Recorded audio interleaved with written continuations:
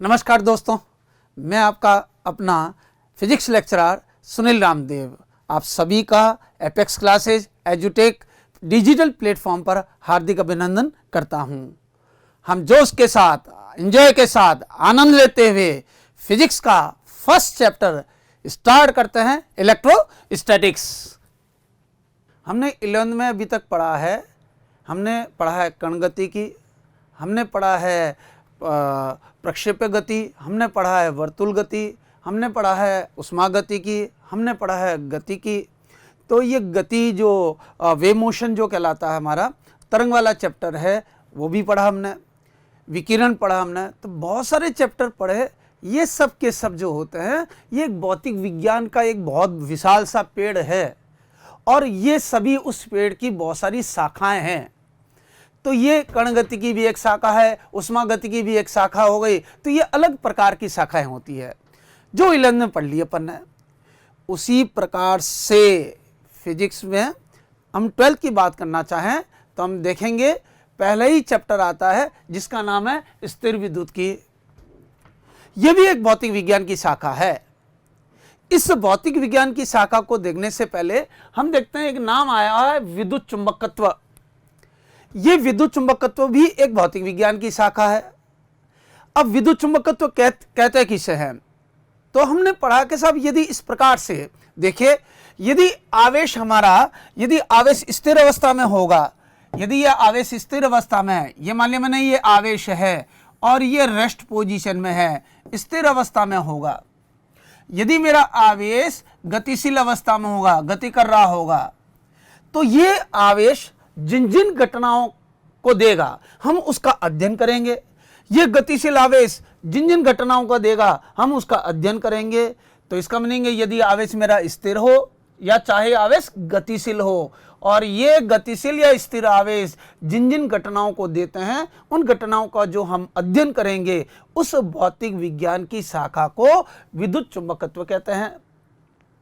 ये विद्युत चुंबकत्व जो होता है उसको हम दो भागों में बांटते हैं। इसका मतलब ये एक विशाल जो पेड़ था भौतिक विज्ञान का, उसमें से एक शाखा बनती है जिसको विद्युत चुंबकत्व कहते हैं और उसकी दो टहनियां निकलती है, और एक टहनी का नाम है हमारा स्थिर विद्युत की और दूसरे का नाम है गतिक विद्युत की। ये दो नाम है। इसका मतलब विद्युत चुंबकत्व को हम दो भागों में बांटे, तो एक आता है स्थिर विद्युत की और दूसरा आता है गतिक विद्युत की।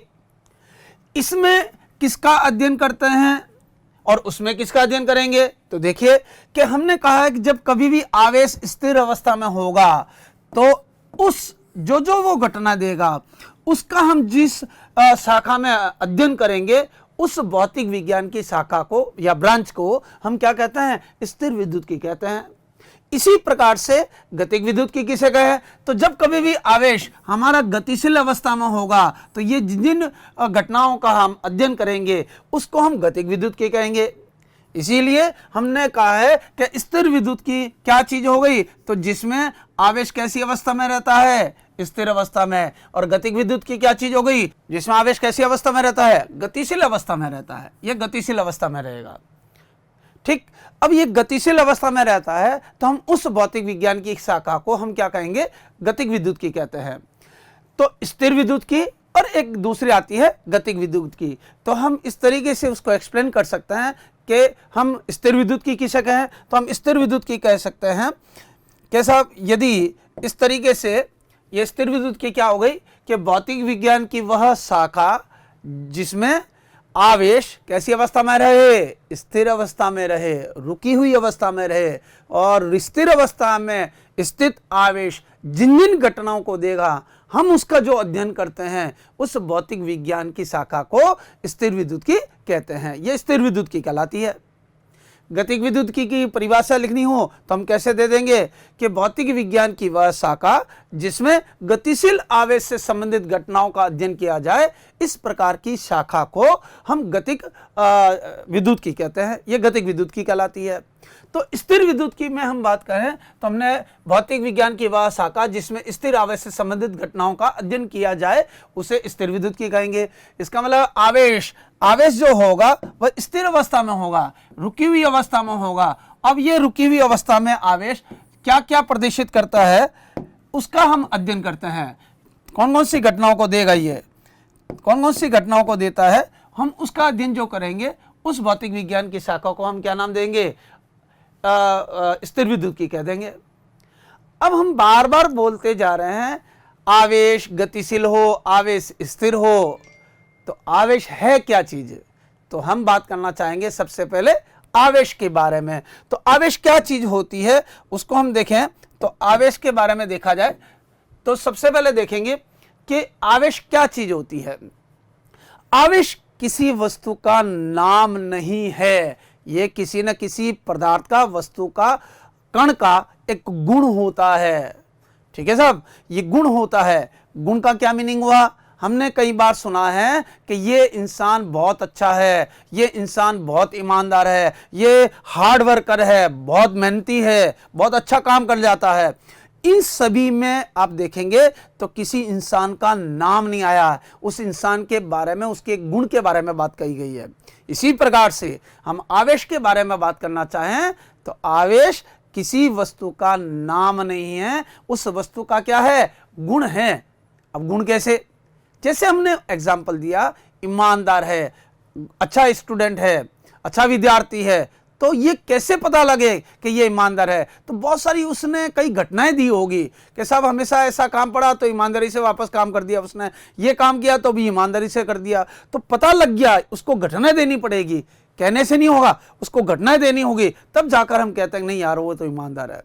ये अच्छा विद्यार्थी है, अच्छा विद्यार्थी से मीनिंग है कि वो जब क्लास के अंदर बहुत सारी घटनाएं देता है, जब जाकर टीचर या आसपास के सभी विद्यार्थीगण कहते हैं कि ये अच्छा स्टूडेंट है या अच्छा विद्यार्थी है, तो उसको घटनाएं देना पड़ेगा, उसके बगैर हम उसको अच्छा विद्यार्थी कह ही नहीं सकते। तुरंत पहली बार आया क्लास के अंदर तो हमें पता नहीं है कौन कैसा है क्या है, ना तो टीचर के बारे में स्टूडेंट को पता है, न स्टूडेंट को टीचर के बारे में पता है। तब पता लगता है कि जब वो बहुत सारी घटनाएं देता है, तब हम बात कहते हैं कि हाँ ये अच्छा स्टूडेंट है। इसी प्रकार से कोई भी वस्तु के लिए हम नाम कहना चाहें कि वो आवेशित है या ये कण जो है आवेश है, ये तब कह पाएंगे जब वो कुछ न कुछ हमें क्या दे, घटनाएं दे। अब कैसी घटनाएं दे, तो हमने कहा कि यदि मैं इस मार्कर को कह सकता हूं आवेश, तो पहली बात को समझना। तो पहली बात कह रहा है कि यदि ये आवेश है और यदि मैं इसको स्थिर अवस्था में रखूं तो ये एक क्षेत्र उत्पन्न करनी चाहिए जिसे विद्युत क्षेत्र कहते हैं। यदि ये आवेश है तो दूसरी बात को याद रखना कि यदि मैं इसको गतिशील कर दूं, गति करा दूं, फेंक दूं, इस तरीके से थ्रो करा दूं, तो यदि गतिशील अवस्था में होगा तो एक और ये क्षेत्र उत्पन्न करनी चाहिए जिसे हम कहते हैं चुंबकीय क्षेत्र। दो बात हो गई, फिर से देखिए। पहली बात कि यह किसी पदार्थ का गुण है, नाम नहीं है। दूसरी बात हम कहेंगे कि कोई ये गुण कैसे, तो पहली स्थिति यदि यह वस्तु स्थिर अवस्था में है तो विद्युत क्षेत्र उत्पन्न करे, और यदि वस्तु गतिशील अवस्था में है तो चुंबकीय क्षेत्र उत्पन्न करे, और यदि इस वस्तु को मैं विद्युत क्षेत्र में या चुंबकीय क्षेत्र में रख दूं तो इसके ऊपर क्या लग जाना चाहिए, बल लग जाना चाहिए। यदि ये कोई भी वस्तु इन चार बातों को सिद्ध कर लेगी तो हम उस वस्तु को आवेशित वस्तु या आवेश कह सकते हैं। कण होगा तो आवेश कैसे कह सकते हैं, और यदि आवेशित होगी तो आवेशित वस्तु कहलाती है। ठीक है भाई, चार कौन कौन सी बातें हो गई, मैं फिर से रिपीट कर लेता हूं एक बार जल्दी से। क्या भाई, पहली बात क्या है, यदि वह वस्तु कैसी अवस्था में हो, जल्दी से बताइए, कैसी अवस्था में हो। हाँ बिल्कुल सही है, स्थिर अवस्था में हो तो कौन सा क्षेत्र उत्पन्न करे, विद्युत क्षेत्र उत्पन्न करे। वेरी गुड, विद्युत क्षेत्र उत्पन्न करे। और यदि वह गतिशील अवस्था में हो तो कौन सा क्षेत्र उत्पन्न करे, चुंबकीय क्षेत्र उत्पन्न करे। और यदि इस वस्तु को विद्युत क्षेत्र में या चुंबकीय क्षेत्र में रख दिया जाए तो उसके ऊपर क्या लग जाना चाहिए, बल लग जाना चाहिए। यदि ये चार बातों को कोई वस्तु बता देगी, सिद्ध कर देगी, तो हम उस वस्तु को आवेश कह सकते हैं या उस वस्तु को हम आवेशित वस्तु कहा जा सकता है। मैं चार बातों को फिर से यहां पर बोर्ड पे इस तरीके से समझाने की कोशिश करूंगा कि साहब मुझे कह रखा है कि यदि ये आवेश स्थिर अवस्था में है, यदि ये रुकी हुई अवस्था में है, रेस्ट पोजीशन में है, तो बताइए कौन सा क्षेत्र उत्पन्न करे, तो हम कहेंगे विद्युत क्षेत्र उत्पन्न करे। यह विद्युत क्षेत्र उत्पन्न करना चाहिए। दूसरी बात क्या कहना चाह रहे हैं अपन, यदि ये आवेश हमारा कौन सी अवस्था में है, गतिशील अवस्था में हो, तो ये कौन सा क्षेत्र उत्पन्न करना चाहिए, तो हमने कहा चुंबकीय क्षेत्र उत्पन्न करना चाहिए। चुंबकीय क्षेत्र उत्पन्न करना चाहिए। तीसरी बात है कि हमने कहा यदि इस आवेश को विद्युत क्षेत्र में, ये विद्युत क्षेत्र मान लीजिए ये विद्युत क्षेत्र है, इस विद्युत क्षेत्र में किसी आवेश को रख देंगे तो इसके ऊपर क्या लग जाना चाहिए, बल लग जाना चाहिए। इसी प्रकार से चौथी बात है कि यदि यहाँ पर मैं कह देता हूँ चुंबकीय क्षेत्र है और यदि आवेश को रखेंगे तो इसके ऊपर भी क्या लग जाना चाहिए, बल लग जाना चाहिए। तो यदि बल लग जाए इस प्रकार से विद्युत क्षेत्र में और चुंबकीय क्षेत्र में, चार बातों को जो सिद्ध कर लेगा, कोई भी वस्तु, ये तो आवेश क्यों बता दिया मैंने, कोई भी वस्तु होगी तो हम उस वस्तु को या तो आवेशित वस्तु कह देंगे या कण होगा तो हम उसे आवेश कह सकते हैं। ठीक है भाई। तो आवेश किसी वस्तु का नाम नहीं है, यह किसी वस्तु का गुण है और ये चार गुण रखेगी, उसको हम वस्तु को आवेश कह देंगे। तो एक बार देखते हैं फिर से। सबसे पहले हम बात करना चाहेंगे कि इसके बारे में जो साइंटिस्ट थे विलियम गिलबर्ट, उन्होंने आवेश शब्द नाम रखा था। आवेश जो नामकरण किया था कि हाँ आवेश एक वर्ड होता है और हम इसको आवेश कहेंगे, तो जो आवेश का नामकरण किया था उसका नाम विलियम गिलबर्ट है। ठीक है साहब। तो आवेश का नामकरण जो किया था वो साइंटिस्ट का नाम है विलियम गिलबर्ट। फिर आवेश की क्या परिभाषा है तो हम देखते हैं, तुमने लिखी है यह किसी पदार्थ या वस्तु का वह गुण जिसमें यदि वह स्थिर अवस्था में हो तो वह वैद्युत क्षेत्र उत्पन्न करे, गतिशील अवस्था में हो तो वो कौन सा क्षेत्र उत्पन्न करे, चुंबकीय क्षेत्र उत्पन्न करे, और इसे विद्युत या चुंबकीय क्षेत्र में ले जाने पर वह किसका अनुभव करे, बल का अनुभव करे। तो इस प्रकार की वस्तु को गुण को, पदार्थ के इस गुण को क्या कहेंगे, आवेश कहते हैं। तो आवेश समझ में आ गया। तो आवेश किसी वस्तु का गुण है। हमने बहुत सारा नाम सुना है, इलेक्ट्रॉन, हमने नाम सुना है प्रोटॉन। तो इलेक्ट्रॉन और प्रोटॉन जो होता है वो आवेशित कण है। ठीक है भाई। और यदि मैं किसी गोले को, चालक गोले को आवेश दे दूं तो ये आवेशित वस्तु कहलाती है। तो इस प्रकार से ये सब जितने भी आवेशित होंगे या आवेशित कण होंगे या आवेश होंगे वो इन सभी बातों को सिद्ध करेंगे। यदि कर जाएंगे तो मैं आवेश कह दूंगा, नहीं कर पाएंगे हम नहीं कह पाएंगे। जैसे न्यूट्रॉन है, उदासीन होता है, उसको स्थिर अवस्था में रखो तो नहीं साहब वैद्युत क्षेत्र उत्पन्न नहीं करेगा। गतिशील करा दीजिए न्यूट्रॉन को, चुंबकीय क्षेत्र उत्पन्न नहीं करेगा। विद्युत क्षेत्र में या चुंबकीय क्षेत्र में ले जाने पर वो बल अनुभव नहीं करेगा।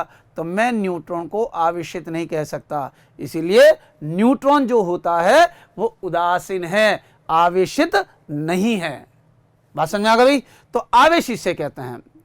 देखते हैं नेक्स्ट।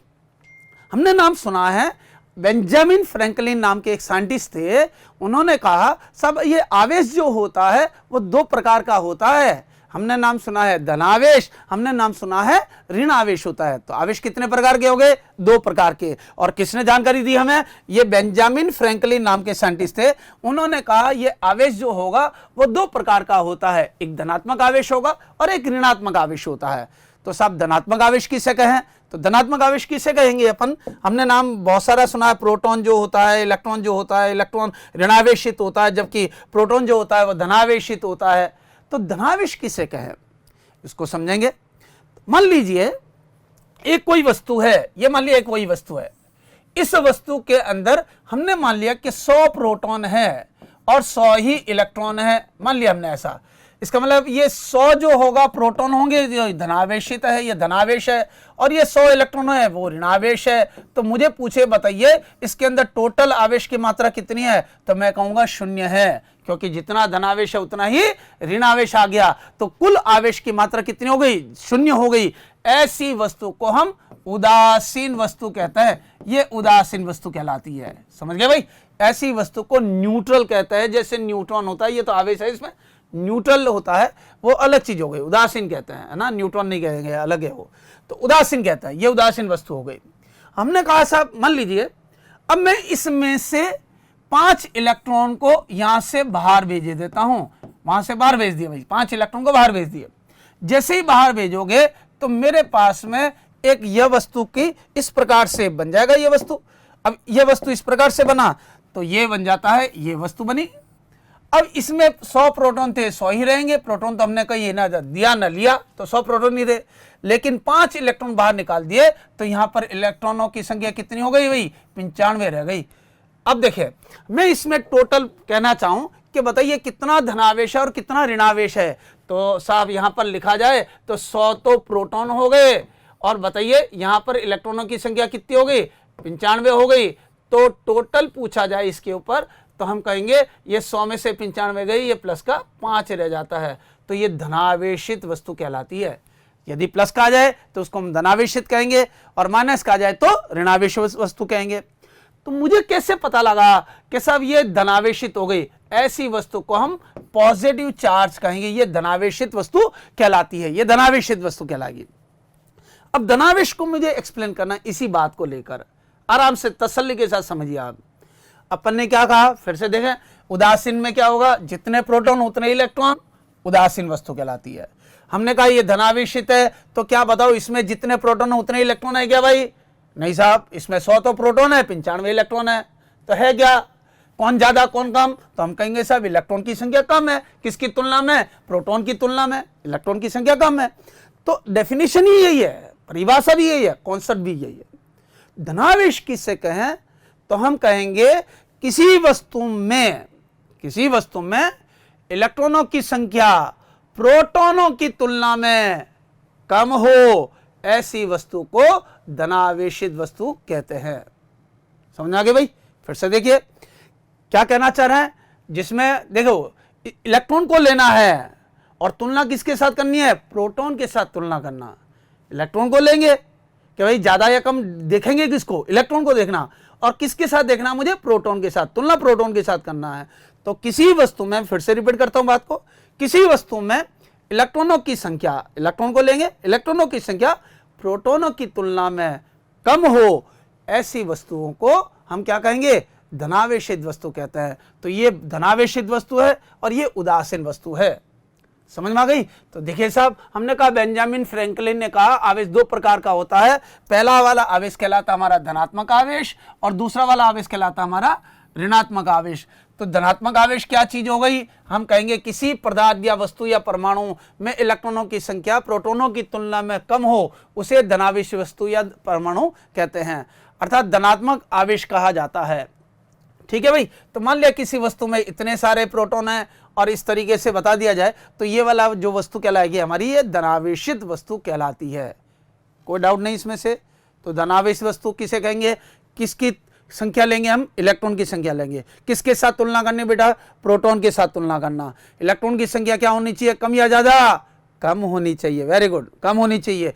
किसकी तुलना में कम होनी चाहिए? प्रोटॉन की तुलना में कम होनी चाहिए।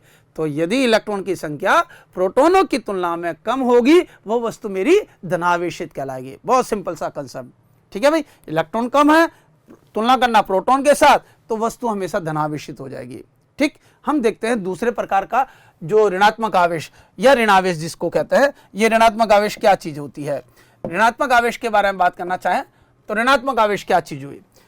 देखिए, ऋणात्मक कहता है कि जैसे धनावेश है वैसे ही अपन इस ऋणावेश को भी एक्सप्लेन कर लेते हैं। मान लिया जाए कि ये, फिर से देखते हैं, वही वस्तु है मेरी जिसमें 100 प्रोटॉन है और 100 ही कितने हैं? इलेक्ट्रॉन है। तो बताइए, यहां पर हम देखना चाहें तो 100 है प्रोटॉन धनावेशित है और 100 ही इलेक्ट्रॉन है ऋणावेशित है, तो ये टोटल आवेश हो गया मेरा 0। तो बताओ ये कैसी वस्तु कहलाएगी हमारी? उदासीन। ये वस्तु कैसी है? उदासीन वस्तु है। अब ये उदासीन वस्तु में हमने क्या करा कि इस उदासीन वस्तु को हमने 5 इलेक्ट्रॉन दे दिए साहब, कहीं से लाकर दे दिए, उधार लाके, है ना, किसी भी तरीके से, क्या भाई लिया इसको 5 इलेक्ट्रॉन दे देते हैं, तो 5 इलेक्ट्रॉन दे दिए इसको। अब जैसे ही 5 इलेक्ट्रॉन देंगे तो ये अब वस्तु हमारे पास में इस प्रकार की बन गई कि ये इस तरीके से बन जाती है। तो हमने कहा फिर ये इस तरीके से बनी ये वस्तु। और यहां पर देखेंगे प्रोटॉन की संख्या में तो कोई परिवर्तन नहीं हुआ है। प्रोटॉन की संख्या अभी भी कितनी है? 100 प्रोटॉन है। और इलेक्ट्रॉन की संख्या कितनी हो गई? 100 पहले थे, 5 जोड़ दिए तो टोटल हो गई साहब 105 इलेक्ट्रॉन हो गए। अब देखें आप, यहां पर मुझे कहे कि प्रोटॉन को लिखना है तो हम कहेंगे ये 100 प्रोटॉन है, इलेक्ट्रॉन को लिखना है तो 105 है। तो बताओ टोटल आंसर कितना मिला मुझे? ये -5 आ जाएगा। कोई डाउट नहीं इसमें से? अब ये -5 आ रहा है, इसका मतलब ये सिंबल देखिए यहाँ पर, ये कैसी वस्तु होगी? ऋणावेशित होगी या धनावेशित होगी? तो यहाँ पर ये ऋणावेश आया हुआ है, इसलिए कैसी वस्तु है? ये ऋणात्मक वस्तु कहलाएगी, ये नेगेटिव वस्तु कहलाएगी, ये ऋणात्मक वस्तु कहलाती है या ऋणावेशित वस्तु कहलाएगी। फिर वही चीज इसमें हमने देखा है, इलेक्ट्रॉन की संख्या देखिए और तुलना किसके साथ करना? प्रोटॉन के साथ। तो इलेक्ट्रॉन की संख्या ज्यादा या कम है तो ये प्रोटॉन तो 100 है, ये 105 है। तो इसकी क्या परिभाषा? इसी को लेकर आप परिभाषा दे दीजिए।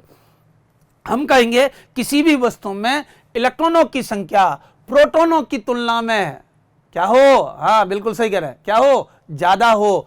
तो ज्यादा हो इस प्रकार की वस्तु को ऋणावेशित वस्तु कहेंगे। फिर से देखिए एक बार फिर रिपीट करते हैं बात को अपने को कि भाई किसी वस्तु में इलेक्ट्रॉनों की संख्या जो होगी इस प्रोटॉन की तुलना में क्या होनी चाहिए, ज्यादा हो जानी चाहिए। यदि अधिक हो गई, अधिकता में हो गया, प्रबलता में हो गया, तो उस वस्तु को हम ऋणावेशित वस्तु कह देंगे। धनावेश में इलेक्ट्रॉन की संख्या कम और ऋणावेश में इलेक्ट्रॉन की संख्या ज्यादा, लेकिन तुलना किसके साथ करनी है, प्रोटॉन के साथ। ये प्रोटॉन के साथ आप तुलना कर लीजिए, ये भी प्रोटॉन और ये भी प्रोटॉन है, तो प्रोटॉन के साथ तुलना कर लीजिए। आपका धनावेश भी एक्सप्लेन हो गया और ऋणावेश का भी एग्जाम्पल दे सकते हैं कि हाँ साहब ऋणावेश भी हो गया। एक और अपन देखते हैं, हमने नाम सुना हुआ है सोडियम का, हमने नाम सुना है सोडियम के बारे में। तो सोडियम में हमने देखा कि सोडियम किस प्रकार से, कि सोडियम को लिखा जाए तो हम लिखते हैं Na, ठीक है साहब, और इसको हम लिखना चाहें तो हम इसका परमाणु क्रमांक होता है 11, और इसमें इलेक्ट्रॉन जो भरे जाते हैं उसको भी मैं लिख देता हूं, तो लिखा जाता है पहले में 2, दूसरे में 8 और तीसरे में 1 भरा जाता है। मान लीजिए कि ये सोडियम है और सोडियम का ये नाभिक है, और नाभिक में 2 चीजें होती है, एक प्रोटॉन होता है, एक न्यूट्रॉन होगा। प्रोटॉनों की संख्या 11 होती है। न्यूट्रॉन के बारे में हम बात करना नहीं चाह रहे क्योंकि ये तो उदासीन है और तुलना मुलना न्यूट्रॉन के साथ होती भी नहीं है, तो इसको पढ़ा रहने देते हैं। इसके नाभिक के चारों ओर बहुत सारी कक्षाएं होती है और इन कक्षाओं में इलेक्ट्रॉन क्या करता है, चक्कर लगाता रहता है। ये इलेक्ट्रॉन की संख्या यहाँ पर कितनी होगी, 2 हो गई। यहाँ पर इलेक्ट्रॉन की संख्या कितनी हो गई, 8 हो गई। और यहाँ पर इलेक्ट्रॉन की संख्या कितनी हो गई, 1 हो गई। हम देखते हैं इस सोडियम परमाणु के अंदर यदि मुझे कहे कि साहब देखिए हम किसी भी प्रकार से जो इस आकर्षण बंधन है इसको तोड़ दें और इस वाले इलेक्ट्रॉन को क्या कर दीजिए, इसको बाहर भेज दीजिए। हम इसको बाहर भेज देते हैं, ठीक, तो इसको इलेक्ट्रॉन को बाहर भेज दिया, ये इलेक्ट्रॉन बाहर आ गया। जैसे ही इलेक्ट्रॉन बाहर आ जाएगा तो बताइए अब इसमें प्रोटॉन की संख्या कितनी रह गई। मैं यदि इसका फिर से एक डायग्राम बनाऊं तो हम कहेंगे ये नाभिक है, नाभिक में प्रोटॉन की संख्या साहब 11 है। न्यूट्रॉन के बारे में हम कुछ नहीं कहना चाह रहे, और ये इसकी कक्षाएं हो गई। और इस तरीके की कक्षाओं के बारे में कहे तो ये इलेक्ट्रॉन होंगे, इसमें 2 संख्या में होंगे और ये 8 होंगे। अब देखिए यहाँ पर फिर लिखूं मैं तो यहाँ पर प्रोटॉन की संख्या प्लस की 11 है, इलेक्ट्रॉन की संख्या साहब माइनस की 11 है, तो ये 0 आ जाता है। तो ये उदासीन, परमाणु हमेशा उदासीन होता है, हमने पढ़ा है। इसी प्रकार से देखिए कि यदि यहाँ पर हमसे पूछता तो हम कहेंगे प्रोटॉन की संख्या कितनी है बेटा, 11, इलेक्ट्रॉन की संख्या कितनी हो गई, 10, तो बताइए आंसर कितना आएगा, प्लस का 1 मिलता है मुझे, ये प्लस का 1 मिला।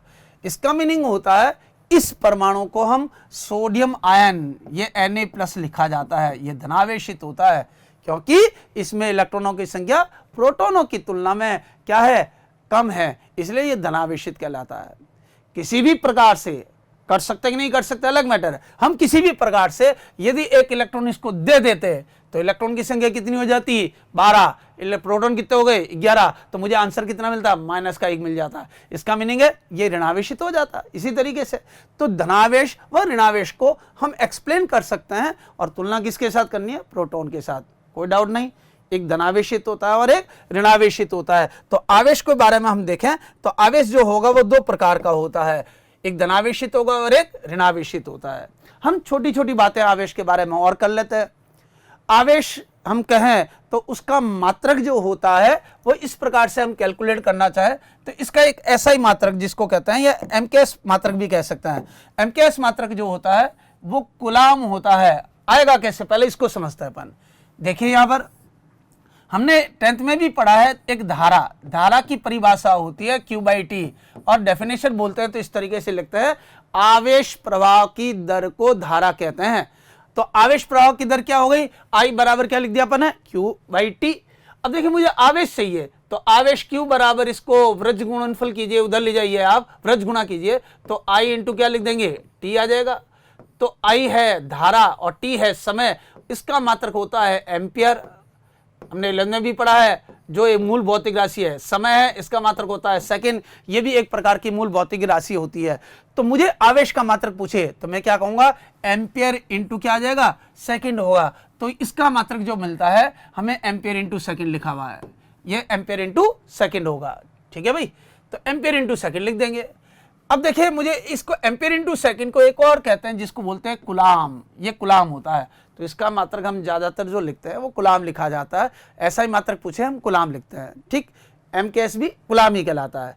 एक और CGS में मात्रक लिखें तो CGS में मात्रक होता है इसका स्टेट कुलाम, और एक कुलाम और स्टेट कुलाम में ये रिलेशन होता है, एक कुलाम बराबर होता है 3 × 10⁹ स्टेट कुलाम होता है। ये CGS मात्रक है और ये MKS मात्रक है, इन दोनों में ये संबंध होता है। इस प्रकार से एक्सप्लेन कर लेंगे, जो देख ही रहे अपन कि एक कुलाम बराबर कितना स्टेट कुलाम होता है। स्टेट कुलाम किसका मात्रक हो गया बेटा, ये CGS मात्रक होता है। इस प्रकार से इसको बता देंगे। फिर देखिए नेक्स्ट पॉइंट में हमने पढ़ा है 11th में, एक सदिश राशि होती है और एक अदिश राशि होती है। मुझे बताइए सदिश किसे कहे, तो हम कहेंगे साहब ऐसी भौतिक राशि जिसको पूर्ण रूप से परिभाषित करने के लिए मुझे परिमाण के साथ साथ दिशा की भी आवश्यकता हो, उसे सदिश कहते हैं। अब आइए साहब अदिश किसे कहे, तो हमने कहा है ऐसी भौतिक राशि जिसे पूर्ण रूप से परिभाषित करने के लिए केवल परिमाण की आवश्यकता हो, दिशा की आवश्यकता न हो, इस प्रकार की राशि को हम अदिश राशि कहते हैं। तो आवेश को परिभाषित या प्रदेशित पूर्ण रूप से परिभाषित करने के लिए उसे के केवल परिमाण की आवश्यकता होती है, दिशा की आवश्यकता नहीं होती है। इसलिए आवेश एक कैसी राशि हो गई, अदिश राशि होती है। याद रह जाएगी भाई, आवेश एक कैसी राशि है, अदिश राशि होती है। इसकी विमा कैलकुलेट कीजिए। अब देखिए फॉर्मूला यही पड़ा हमारा, यह धारा, यह है समय। तो बताओ धारा के लिए, धारा का विमा पूछा जाए तो धारा की विमा होती है A, समय की विमा पूछी जाए तो समय की विमा होती है T। इन दोनों को मैं एक साथ लिख देता हूं तो आवेश की विमा क्या लिख सकता है अपन, AT लिखा जाता है, ठीक है भाई। तो इसलिए इसकी विमा अपन ने लिखी है, आवेश की विमा क्या हो गई AT, और MLT की फॉर्म में लिखना चाहें तो इस तरीके से भी लिखा जाता है, M0 L0 A1 T1 आ जाएगा। तो ये विमा होती है आवेश की। तो आवेश के बारे में हमसे एक पूछे आवेश की क्या विमा होगी, हम इसके बारे में बता देंगे। नेक्स्ट देखते हैं। हमने कहा है कि मान लीजिए साहब कि हमारे पास में एक वस्तु है और ये उदासीन वस्तु है, मान लीजिए उदासीन वस्तु है, इसका मतलब इसके पास में 100 इलेक्ट्रॉन है। फिर से वही उदाहरण ले लेते हैं अपन, ये 100 प्रोटॉन है। तो मुझे पूछे बताइए कैसी वस्तु है, तो मैं फिर से कहूंगा ये साहब 100 प्रोटॉन है इसके पास में और ये 100 ही इलेक्ट्रॉन है। तो ये वस्तु जो होगी हमारी उदासीन होगी, इसको हम उदासीन वस्तु कह देंगे। ये उदासीन वस्तु है और उदासीन वस्तु का जो द्रव्यमान है हमने मान लिया कितना है, m0 है। किसी उदासीन वस्तु का द्रव्यमान m0 है। अब देखें, अब यदि इस वस्तु का द्रव्यमान यदि m0 है और हमने कह दिया इसमें से इस तरीके से हमने किसी 5 इलेक्ट्रॉन को बाहर निकाल दिया, ये 5 इलेक्ट्रॉन को बाहर निकाल दीजिए साहब। अब ये वस्तु बनी हमारे पास में, ये वस्तु बनी। वस्तु बनेगी तो यहां पर फिर से देखेंगे तो 100 प्रोटॉन लिखेंगे और यहां पर कितने लिखेंगे, 95 इलेक्ट्रॉन लिखेंगे। इसका आने के पहले मैं आपको एक बात बता देता हूं, इलेक्ट्रॉन का आवेश का मान भी होता है और इलेक्ट्रॉन का द्रव्यमान भी होता है। मैं उन दोनों की वैल्यू लिख देता हूं कि साहब देखिए यहां पर देखें अपन, तो ये इलेक्ट्रॉन है तो इलेक्ट्रॉन के आवेश का मान तो होता है 1.6 × 10⁻19 कूलाम होता है। और इसी इलेक्ट्रॉन का द्रव्यमान पूछा जाए तो इसकी वैल्यू होती है 9.1 × 10⁻31 किलोग्राम होता है। ये द्रव्यमान का मान है और ये इसके आवेश का मान है। इसका मीनिंग क्या निकलता है कि इलेक्ट्रॉन यदि है तो उसका कुछ न कुछ साथ में क्या होगा, द्रव्यमान। यदि ये मार्कर है तो मार्कर का कुछ न कुछ द्रव्यमान होगा, चाहे कितना ही छोटा हो कितना ही बड़ा हो, हर वस्तु का हमने देखा यहाँ पर इसका क्या है, ये द्रव्यमान है। आवेशित वस्तु है तो इसका द्रव्यमान होगा ही होगा, ये हम आगे भी देख लेंगे। तो इसका द्रव्यमान है, इलेक्ट्रॉन के पास में द्रव्यमान है। हम एक छोटी सी बात को समझते हैं। मान लीजिए मेरे पास में एक बकेट है, एक बाल्टी है और इस बाल्टी के अंदर या इस बर्तन के अंदर हमने क्या करा है, बहुत सारी बॉल डाल दी साहब। ये एक बॉल है, दूसरी है, तीसरी है, चौथी है और ये ऐसी हवा में तो नहीं लटकी होगी, इस तरीके से कॉम्पैक्ट होता है, आपस में जुड़ी हुई है इस तरीके से। ये बहुत सारी बॉलें डाल दी मैंने, है ना। मान लीजिए ये 4 और ये 12 बॉलें हैं और एक बॉल का द्रव्यमान होता है, मान लेते हैं अपन इस एक बॉल का द्रव्यमान मान लिया हमने 3 ग्राम है, किसी एक बॉल का, है ना, सिंगल बॉल का द्रव्यमान कितना है, 3 ग्राम है। मुझे पूछे बताइए इन सभी का टोटल द्रव्यमान कितना है बॉलों को मिला के, तो हम कहेंगे साहब 12 है, 12 × 3 बराबर आ गया साहब 36 ग्राम हो गया। ये इतना द्रव्यमान है इन बॉलों का। समझ गए, कोई डाउट नहीं, सिंपल सा है, क्योंकि हर एक बॉल का कोई ना कोई द्रव्यमान है। मैंने कहा देखिए साहब, इसमें से आप क्या कर दीजिए, इन दो बॉलों को यहां से एमिट करा दीजिए, बाहर निकाल लीजिए।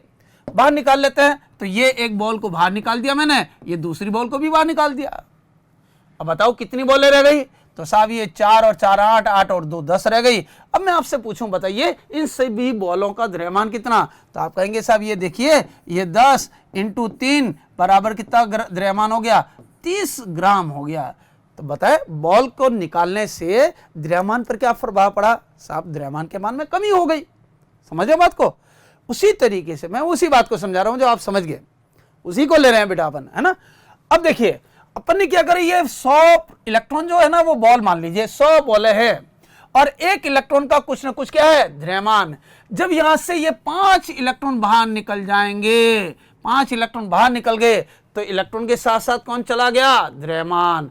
तो साहब इतने द्रव्यमान के मान में क्या हो गई, कमी हो गई, कमी हो जाएगी। और जब द्रव्यमान में कमी होगी तो मान लिया ये कैसी वस्तु हुई, पहले तो हम कहेंगे ये धनावेशित है, ये धनावेशित वस्तु है, और इस धनावेशित वस्तु का द्रव्यमान मान लेता हूं m+ है, मान लेते हैं m+ है। और मैं आपसे संबंध पूछूं इन दोनों में से कि बताओ उदासीन वस्तु का द्रव्यमान m0 है, धनावेशित वस्तु का द्रव्यमान m+ है, तो बताओ उन दोनों द्रव्यमानों में क्या संबंध होगा। तो हम कहेंगे ऑब्वियसली बात है, देख ही रहे कि साहब ये जैसे ही बाहर निकालोगे तो द्रव्यमान के मान में क्या हो गई, कमी हो जाएगी। तो किसका द्रव्यमान अधिक होगा और किसका कम होगा, तो हम कहेंगे ये उदासीन वस्तु का द्रव्यमान धनावेशित वस्तु की तुलना में अधिक होता है। और ये धनावेशित वस्तु बनाई किससे, मैंने इसी उदासीन से बनाई है भाई, किसी अलग से नहीं। ये इस उदासीन वस्तु से जो धनावेशित वस्तु बनी है, इनके द्रव्यमानों की तुलना करें तो उदासीन वस्तु का द्रव्यमान ज्यादा और ये धनावेशित वस्तु का द्रव्यमान क्या होगा, कम होता है। समझ आ गया भाई। इसी प्रकार से मुझे पूछे कैसा, बताइए कि इस स्थिति में क्या हमसे पूछ रहा है कि यहां पर यदि ऋणावेशित हो जाए तो क्या करेंगे भाई, ये ऋणावेशित ले लेते हैं कि साहब ये फिर से देखिए, ये एक वस्तु है, इस वस्तु में 100 प्रोटॉन हो गए, 100 ही इलेक्ट्रॉन हो गए, तो ये कैसी वस्तु है, अभी भी उदासीन है। ये वस्तु कैसी हो गई हमारी, उदासीन, ये उदासीन वस्तु है। अब उदासीन वस्तु है और इसी उदासीन वस्तु का द्रव्यमान मान लेते हैं m0 है, ये टोटल द्रव्यमान कितना है, m0। अब हमने क्या करा, इसी वस्तु से हमने एक और वस्तु बनाई, कैसे कि हमने क्या करा, इसमें कितने इलेक्ट्रॉन दे दिए, 5 इलेक्ट्रॉन दे दिए। अब समझना, जैसे ही उस बाल्टी के अंदर 12 बॉलें थी, 3 बॉलें और डाल दूं मैं, तो बॉलों की संख्या कितनी हो गई, 15। तो मुझे द्रव्यमान पूछेगा तो 15 को किससे गुणा करूंगा मैं, 3 से। तो द्रव्यमान का मान बताइए क्या हो गया, अब 45 ग्राम हो गया, पहले कितना था, 36 ग्राम था, याद है आपको। इस तरीके से किया था अपन ने कि इसमें टोटल बॉलों की संख्या थी 12 थी, तो 12 × 3 किया था, एक बॉल का द्रव्यमान 3 था, तो ये इस पर 3 है, तो यहाँ पर कितना लिखेंगे, 36 ग्राम। अब इसमें हम कह रहे हैं कि 3 और बॉल डाल दीजिए साहब, मान लिया अपन 3 डाल देता, 3 रखेंगे तो कितना द्रव्यमान, बॉलों की संख्या कितनी हो गई, 15 को 3 से गुणा करेंगे तो कितना आएगा, 45 ग्राम आ जाएगा, 45 ग्राम आया। तो अब द्रव्यमान का मान क्या हो गया, बढ़ जाता है। तो जितने सारे आप इलेक्ट्रॉन इसको दोगे तो एक इलेक्ट्रॉन के साथ द्रव्यमान आया, फिर दूसरे के साथ फिर आया, तीसरे के साथ फिर आया, तो जैसे जैसे इलेक्ट्रॉन की संख्या बढ़ती जाएगी वहां पर उसका द्रव्यमान भी बढ़ता जाएगा। तो जैसे ही आप इलेक्ट्रॉन दोगे तो मेरी ये वस्तु बनी। अब इसके पास में 100 प्रोटॉन है और इलेक्ट्रॉन की संख्या कितनी है, 105 हो गई। और जो इस वस्तु को हम कौन सी वस्तु कहेंगे, ये ऋणावेशित वस्तु कहलाएगी। और इस ऋणावेशित वस्तु का द्रव्यमान मान लेता हूं m- है। और हमसे पूछता है बताइए इन दोनों में क्या संबंध होगा, इन दोनों में क्या संबंध आ जाता है। तो हम संबंध बता देंगे कि साहब ये m0, बताओ क्या संबंध होगा, किसका द्रव्यमान ज्यादा है, इस उदासीन वस्तु का या बाद में जो ऋणावेशित वस्तु बना है। तो ये इलेक्ट्रॉन की संख्या बढ़ गई तो द्रव्यमान का मान क्या हो जाएगा, बढ़ जाएगा। इसलिए उदासीन वस्तु का द्रव्यमान उससे बनी ऋणावेशित वस्तु की तुलना में सदैव कम होता है। तो इसका द्रव्यमान में संबंध पूछेगा, हम इस तरीके से उसको एक्सप्लेन कर लेंगे। ठीक है भाई, इसका कलर चेंज कर लेते हैं, थोड़ा डार्क समझ में आ जाए फिर से आपको कि इस प्रकार से इसको लिखा जाए। तो ये m0 है इसका द्रव्यमान, और ये m- है, इस m- है इसका द्रव्यमान, इस तरीके से बता देंगे अपन, है ना। तो ये इसका द्रव्यमान पूछा जाए तो इसका कम और उसका ज़्यादा होता है, कोई डाउट नहीं इसमें से, चले ठीक है। अब मैं एक और बात करना चाह रहा हूँ कि मैंने क्या कहा कि इस वस्तु से मैंने ऋणावेशित वस्तु बनाई, अभी इसी वस्तु से मैं मान लीजिए एक धनावेशित वस्तु बना लेता हूं। जो पहले वाला एग्जांपल लिया वो यहां लिख देता हूं। ये 100 प्रोटॉन बनाए और ये यहां पर 95 जो है वो इलेक्ट्रॉन है, और इसका द्रव्यमान मान लेता है कितना था भाई, m+ था। हमसे पूछता है भाई अब बताओ इस m0 में, m+ में और m- में संबंध बताओ क्या होगा। तो बता सकते हैं क्या भाई, इन तीनों में से ये नंबर 1 है, ये नंबर 2 है और ये नंबर 3 है। बताएं इन तीनों में से द्रव्यमान किसका सबसे ज्यादा होगा। तो देखिए प्रोटॉन की संख्या तो तीनों में बराबर, जिसमें इलेक्ट्रॉन की संख्या ज्यादा होगी तो जितना इलेक्ट्रॉन ज्यादा होगा उसका भी द्रव्यमान होगा, तो उसका द्रव्यमान सबसे ज्यादा। इससे कम इलेक्ट्रॉन इसका है, इसका मतलब इसका द्रव्यमान उसकी तुलना में थोड़ा कम होगा, और इसमें सबसे कम है तो द्रव्यमान भी इसका सबसे कम होगा। तो मुझे इन तीनों में संबंध बताने को कहिए, तो बता देंगे क्या भाई, क्या लिखोगे आप। तो सबसे ज्यादा जो द्रव्यमान होगा वो आएगा m- का, फिर उससे कम होगा m0 का, और उससे सबसे कम आएगा m+ का। इसका मतलब ऋणावेशित वस्तु का द्रव्यमान सबसे अधिक उदासीन वस्तु की तुलना में, और सबसे कम होता है धनावेशित वस्तु का द्रव्यमान उस उदासीन वस्तु की तुलना में। तो ये संबंध पूछेगा तो हम इस तरीके से इसके संबंध के बारे में बात कर लेंगे, है ना। तो ये संबंध पूछता है तो हम संबंध बताएंगे तो इस तरीके से बता देंगे ये किस किस का द्रव्यमान है, ऋणावेशित वस्तु का है, धनावेशित वस्तु का है या उदासीन वस्तु का है। तो इस प्रकार से हमसे बात करना चाहे तो हम इस तरीके से बता देते हैं कि ये सब इन सभी में एक संबंध प्राप्त हो जाता है। ठीक है भाई, आज का बात समझ में आ गई आपको पूरी की पूरी। कोई भी डाउट लगे आप किसी भी तरीके से कमेंट के द्वारा आप हमसे पूछ सकते हैं कि साहब ये एक वाली बात जो हमारी थोड़ी सी रह गई है इसको थोड़ा सा और बता दीजिए अलग ढंग से, तो और अच्छा सा लग जाएगा। तो उसमें भी संकोच करने की कोई ज़रूरत नहीं है, आप आसानी से पूछ सकते हैं। कोई भी दिमाग में क्वेश्चन मार्क नहीं लाना आपने को, है ना। कोई भी डाउट लगे आप तुरंत पूछ लेना कि सर ये वाली बात एक बार फिर से समझा दीजिए और अलग ढंग से समझा दीजिए। तो हम एक तरीके से नहीं, बहुत सारे तरीकों से, बहुत सारे मेथड से उस चीज़ को अपन एक्सप्लेन कर पाएंगे और आप समझ पाएंगे। ऑल द बेस्ट बेटा, थैंक यू।